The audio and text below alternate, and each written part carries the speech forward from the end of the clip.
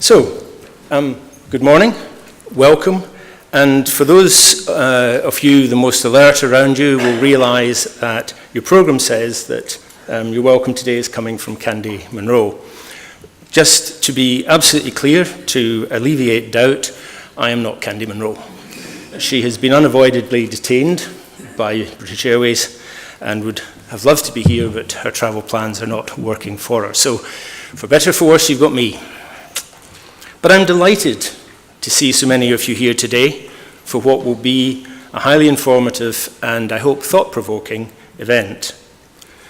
Can I add on your behalf a special welcome and thanks to our sponsors, Admin Control, Aspen, Board Intelligence and Bruin Dolphin. Please do take time to chat to them in the breaks, during lunch and coffee. It's good to see some new faces here as well.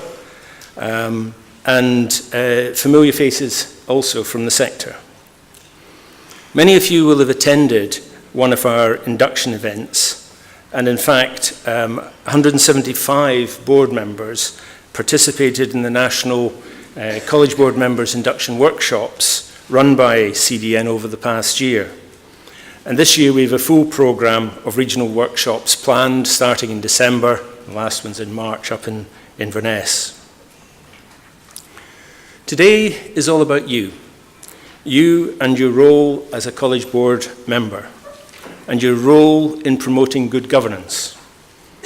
Serving on a college board is very rewarding, but it does now come with great responsibility.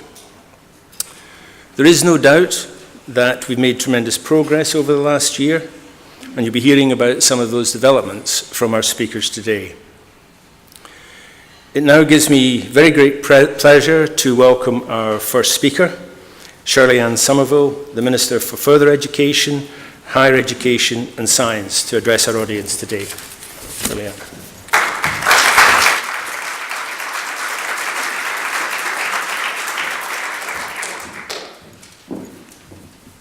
Thank you very much, Douglas, and thank you for the opportunity to be able to speak to you all today. And I was glad to at least have a little bit of an opportunity to speak to some of you as well while we were having coffee and registration outside. Because as Douglas says, I do have responsibility for further education as well as higher education, so I'm delighted to be able to take this opportunity to address the College Board Members Conference, because I know that your contribution as board members is one which is particularly valued by the sector, by the staff and by the students in your institutions. Now, as you're fully aware, the college sector in Scotland has experienced a great degree of transformation over the last few years, and college boards and senior management have played such an integral part in seeing that through and delivering that change, while continuing to deliver such a high-quality education to your learners. So I want to start by thanking you for the time that you spend contributing to your college and by default, therefore, to your local community. Now, for some of you, as has already been said, this will be a very new activity. For others, it will be part of a continuing commitment. And as we all know, this is a time of considerable change and challenge, not just for your sector, but for Scotland in general. Brexit has had serious implications for the economy, for social protection and for our place in the world, and we're still trying to come to terms with what that means for the country and for colleges in particular. So we set our ambitions against a very changeable background following the result of the EU referendum. The challenges posed are particularly complex, and our ability to assess what they will actually mean for yourselves or for the country in general, as I say, is still exceptionally difficult to get a handle on. And you will have seen the First Minister down in London yesterday expressing, it'd be fair to say, a fair degree of frustration about still not getting some answers from the UK government. But be assured that we are still trying very hard to make sure that we maintain the benefits of the European Union to Scotland, and are intent on pursuing all options to enable us to do that. And I know from the visits I've undertaken on college campuses over the summer that this is an issue which is exercising principals and board members because of the importance of European funding to your institutions, particularly when it comes to aspects of employability and training. And that's why we are determined to do all we can to try and support the sector. For example, I know Jamie Hepburn, the Minister for Employability and Training, as well as myself, is trying to do as much stakeholder engagement to speak to the institutions. We'll continue to do that over the coming months to make sure that we're hearing firsthand from you and then delivering that into our deliberations as a Scottish Government to ensure that we're trying to do the best that we can for the funding programmes and the funding streams that affect colleges. But despite that result in the EU referendum, we are determined to get on with the job of delivering the policies that's central to the government. And our colleges are very well placed to achieve that goal, and I say that with confidence.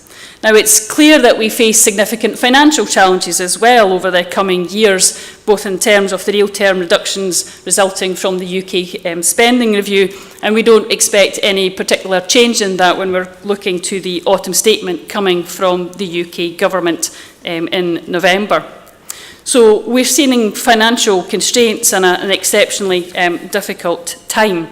There have been significant achievements over the recent years, but we're not seeing that progress in reducing inequalities in our communities enough as we would like.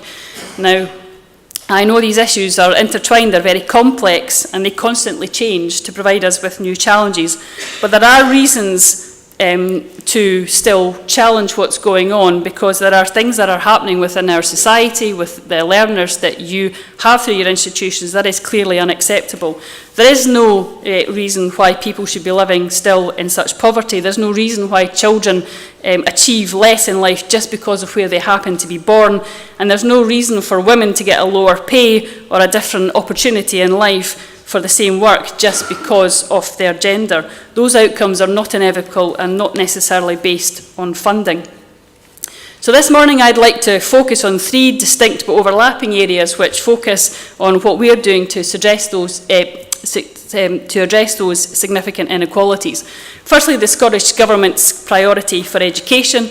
Secondly, the changes to college governments and college boards. And then finally, to look at the positive impact of those activities. Now, I hope that you'll be well aware by now that the First Minister has made education her #1 priority in this session. Education is central to our overall ambition to achieve equality of opportunity for all, in turn helping to boost our economy and enhance the quality of life for all the people of Scotland.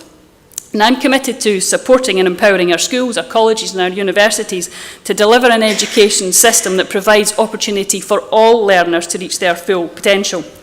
We know that in order to compete successfully in a rapidly changing global economy, Scotland's employers need a workforce equipped with a broad range of skills, knowledge and attributes. And you have a key role to drive Scotland's economy by making sure that we develop those skills and abilities of our people to prepare them for the world of work. You have a key role in delivering a high-quality learning environment for the learners that go through your doors. And more than ever, that means developing in each and every learner the widest skill set possible, skills that make them enterprising, adaptable and resilient. And employers' demands for essential skills are now better understood more than ever, and the response for our education system, including from our colleges, is much clearer. Now, Scotland's colleges are very well placed to deliver these ambitions. More than ever, you're delivering courses focused sharply on the economic need and providing first-class opportunities for students to progress to employment or degree study level if they choose to do so. Quite simply, colleges matter. They have a vital contribution to our people, to your communities and to society, to the economy, and no one should ever doubt the value that they bring to our learning system or the importance that I place on that contribution. Now, colleges have implemented the most profound set of public sector reforms in Scottish tertiary education for more than a generation. The colleges have shown exceptional flexibility and adaptability required to meet head-on those demands and the demands of the regions that they serve. Our regional colleges are now of a scale and an influence that we've never had before. They're more resilient, they're more sustainable for the future. And it's created a landscape which is better suited to the delivery of skills, engagement with employers, with schools, with universities, better able to implement delivering the young workforce reform, and further improve the benefit for the students that you serve. And I've witnessed over the last few months as Minister really what colleges have to offer as I've went out and about. Earlier this year I visited Dundee and Angliss College, for example, and had the privilege to meet with staff and students there to see how the college is preparing for the next generation of specialists for leading science technology industries. And meeting the staff and the students there at the college, as well as the principal and board, was a real privilege. And Dundee and Angliss College, I know, is not alone. I also visited the newly opened Riverside campus, providing a state-of-the-art premises which forms part of the City of Glasgow College estate, and that's been made possible through our NPD pipeline funding. And I've observed in all the visits that I've done examples of colleges working exceptionally hard and exceptionally well in partnership with regional, with national, and sometimes indeed international employers to allow the provision and to be responsive to industry and to economic need in their area. But let us not forget that many of the benefits of the people entering colleges isn't just on that economic value. It can't just be measured in monetary terms, but the importance it makes to that individual. Whether it's through widening access, tackling inequalities, or through developing the young workforce, colleges have a central role in that equality of opportunity for all. I'm sure you're already all aware of that. Because the backbone of what happens within the colleges lies in the work of your college boards. The importance of your work in delivering for the college and for your community can't be underestimated. Now, I know that unfortunately some of that work has been undertaken because of a number of regrettable circumstances over past years, but they've presented an opportunity to make significant changes which have improved the learning experience of your students. And the good code of governance for Scotland's colleges has been developed to guide you in this important work. The code talks about the board being responsible for the vision, the strategic direction, educational character, the values and ethos of your college. And I know from the many principals and board members that I've met that you combine that responsibility with a drive for innovation and continuous improvement for your sector. And I know that you're well aware that as board members you have an overarching responsibility to ensure that your college adheres to the Good Governance Code. And I know following my address you'll hear from Hugh Hall previously, the chair of the Good Government Steering Group, who has been integral into ensuring that the recommendations have been operationalised. As most of you will be aware, Hugh has recently stepped down as the chair of the steering group, and I'd like to take this opportunity to thank him personally for all the work that he's done for the college sector in this avenue in particular. Now, as I mentioned earlier, it is vital to tackle inequality right across our society, and that includes gender inequality. The broad-based approach that we have to improving people's lives is very, very important. And one of the key recommendations within the Good Government's guidance is focused on achieving gender balance in our college boards. The Scottish Government Partnership for Change set out an ambitious goal to achieve a 50-50 by 2020 on our boards.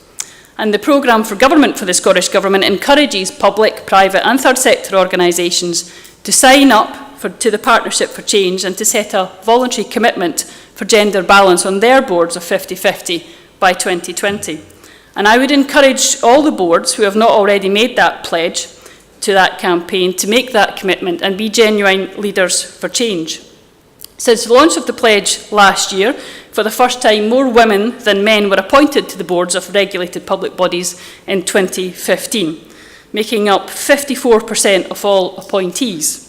Now that's great work, but there is much more to be done. And I know from my experience of being a board member, not for a college, but for a leading charity, and sitting on the Remuneration and Nominations Committee, there are good women out there. If you're not finding them, challenge your boards and think about what you need to do to find them, because the women are there. There are good women to take the place on the boards. And to focus the mind perhaps more, we will be consulting on a draft gender balance on public boards bill shortly, which will extend to the college sector. So let's find the women out there to improve the boards before the bill comes through, but please do take part in that consultation process. Because having the confidence to speak out in your board, whether it's about gender inequality within your own organisation or getting things done differently, getting things done more efficiently, needs to be encouraged from all our board members. You have a crucial role to drive change, to challenge where necessary, not just within your own organisation, but also across Scotland. But we don't expect you, of course, to do this unsupported, and that's where the excellent work of the College Development Network does come to the fore. Now, I understand that 175 board members have participated in the National College Board Members Induction Workshops run by CDN, with more planned in the forthcoming year. But I'm able to announce a further development today with the launch of the Governance Hub. That was a recommendation from the task group, which will be an online resource for all the board members. And having spoken to some of the people behind that before I came in, it sounds like an excellent and innovative way to get that message directly out to all board members across the country. Because you shouldn't be afraid to constructively challenge the status quo or the majority view, and this resource, I hope, will see a focal point and be a focal point for you to understand the government's issues and to challenge where necessary. It will add to the range of tools available to you to become an active board member and truly fulfil your role. So this is a fascinating and challenging time to be a board member of any public body in Scotland, but perhaps most of all colleges, and I know that's something you're particularly passionate about. You have a key role in driving Scotland's economy by making sure that we develop the skills and the abilities of our people to prepare them for the world of work. You have a key role in developing a high-quality learning environment for all of those who come through your doors and through your links with schools and universities in your area. You have a key role in caring for staff, for all staff, and staff well-being should and always be a priority, and I expect senior managers to ensure the mechanisms are in place to underpin this. The Scottish Government has a commitment to fair work, and we've introduced a Fair Work programme. This commitment can be seen by the introduction of national bargaining in the college sector. Now, I recognise again that this was a significant change for the sector and has had its difficulties as we have developed it. But I firmly believe it's the right one, not just for the employers, but for the staff and the students as well. The Good Governance Task Group has recommended the establishment of a National Joint Negotiating Committee to ensure that the college sector pay is dealt with in an open and a transparent and equitable manner, and I await the final outcome of those negotiations with interest. So looking through the programme that you have, I know you've got a very long, but I think a very informative day ahead. The agenda, quite rightly, does demonstrate a lot of the challenges which your sector has, but it also demonstrates, I think, the integral role that your institutions have in delivering for your students, for your staff, not to mention the wider economy. So I wish you all well in your important role and hope that you have a successful and a very productive conference today. Thank you very much.